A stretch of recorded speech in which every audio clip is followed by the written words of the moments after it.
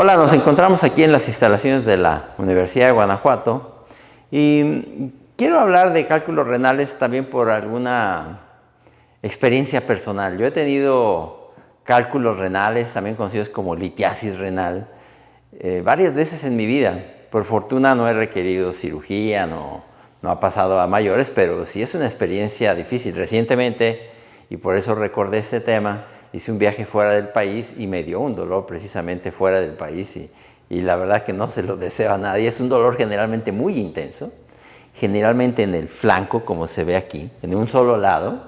Se describe como cólico, pero la verdad es que yo lo describiría más bien como tener un desarmador encajado. Es un dolor muy fuerte, empieza de súbito y generalmente no cede con ninguna posición. O sea, te quieres acomodar de un lado, de otro, no cede y generalmente pues solamente hasta que empiezan a hacer los analgésicos, pero ese proceso puede tomar, no sé, 20, 30 minutos, una hora y es un dolor, insisto, intenso. Ocurre porque es más común en los hombres, en los varones, pero no es nada raro, ¿eh? Y creo que eso lo podemos evitar, como veremos después, al menos en una buena proporción, porque frecuentemente recurre, ¿eh? Quien ha tenido cálculos en la orina, cálculos renales, vuelve a tenerlos con una muy buena probabilidad.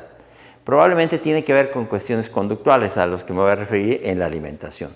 Cuando baja una piedrecilla, que ocurre porque se precipitan los solutos, particularmente los oxalatos, que vienen en varios alimentos, como las nueces, los cacahuates, las espinacas, pero también es muy difícil decir que no comiendo algunos alimentos se va a evitar esto, más bien quizás tenga que ver con otros cambios en la dieta, cómo lo vamos a evitar. Algunos son de estruvita, la gran mayoría son de oxalato de calcio.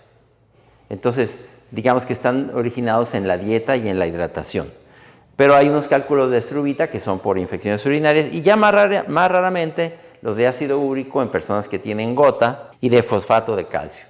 Cuando se precipitan en la orina, como los ureteros que bajan de los riñones son delgados, generalmente ahí se atoran y es cuando viene el dolor. Ese dolor generalmente es en el flanco, a veces se irradia un poco hacia los genitales o hacia las zonas más inferiores, pero el dolor es generalmente en el flanco, insisto, y es intenso. Una vez que el lito logra pasar, generalmente el dolor disminuye sustancialmente y frecuentemente ya no da dolor en la vejiga, porque si ya pasó lo más delgado, ya en la vejiga sale con relativa facilidad en la uretra, aunque puede haber casos en los que también se atore aquí en la vejiga o en la salida.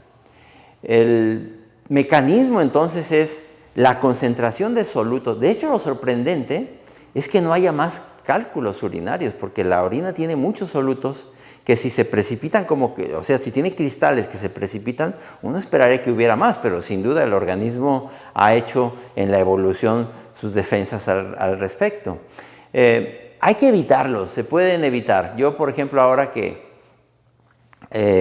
veo qué fue lo que pudo haber pasado que cuando hice un viaje, es que probablemente tomé demasiados pocos líquidos porque como iba a tener un viaje largo, no quise tomar muchos líquidos para no estarme levantando al baño y creo que eso fue un error.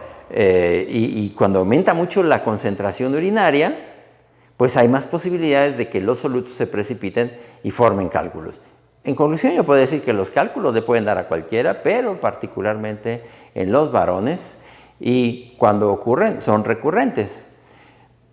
Son recurrentes en el 50% de las veces, como mencionaba. Hay que prevenirlos.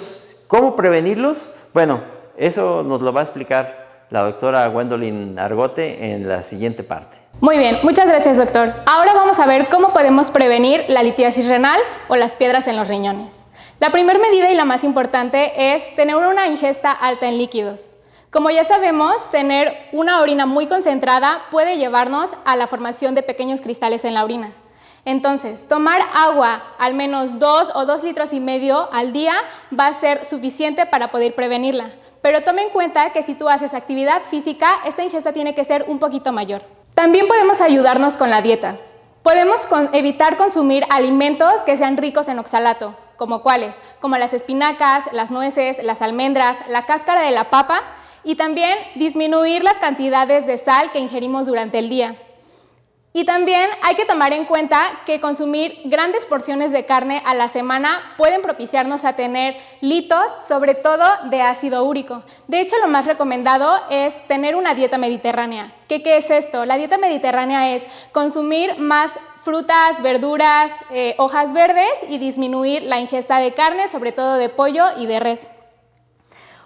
Y siempre intenta tener tu índice de masa corporal en niveles normales. Otra cosa, pero no menos importante, es que si tú estás cursando con una infección de vías urinarias, hay que tratarla en el momento. ¿Por qué? Porque hay bacterias como por ejemplo Proteus o Klebsiella que aparte de estarte ocasionando esa infección, también están contribuyendo a la formación de litos, sobre todo de estrubita, que los litos de estrubita son los segundos más frecuentes en nuestro medio.